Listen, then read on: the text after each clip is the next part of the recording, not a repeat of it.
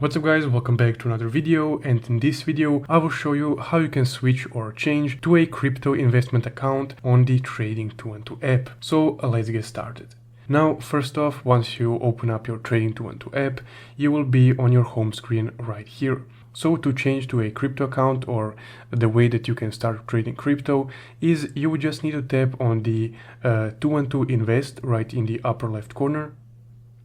And here you will be able to see all the account types that you have currently available in your country or region.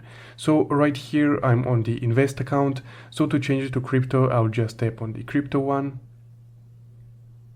And here you would need to first set up your account. So just go ahead and tap on the setup option.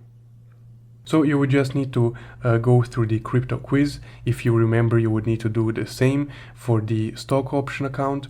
So you would just need to go through this, and then your crypto account will be set up. So essentially, this guys how you can switch to a crypto account on the Trading212 app.